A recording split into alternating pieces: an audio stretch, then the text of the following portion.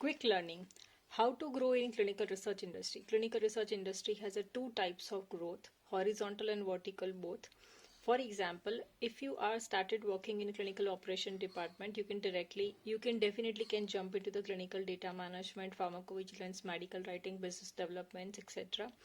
So it's in a way that whenever you start your career in any of the department, soon or maybe in a shorter period of time you need to jump into the another department. So clinical research doesn't mean that in one department you have started your career and you need to continue with that. If you have studied clinical research properly, thoroughly, all the department of the clinical research, including all the international and national guidelines, you can definitely work in clinical data management, pharmacovigilance, clinical operations, medical writing, business development, and many more departments.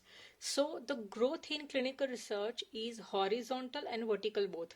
Many of the students used to tell me, ma'am, we have started working into the BAB and we should continue our career in BAB only. That's not the case.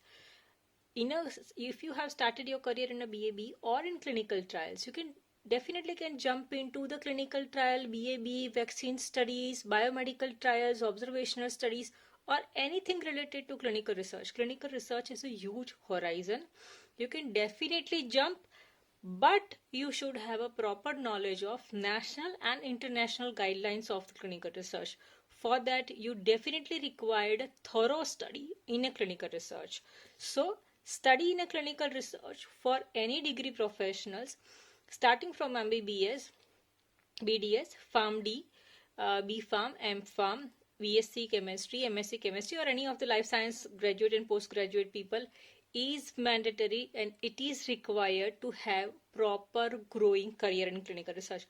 Otherwise, you are definitely going to be in a specific stagnant position where you don't have the knowledge of another domain of the clinical trials, and you're definitely going to stuck.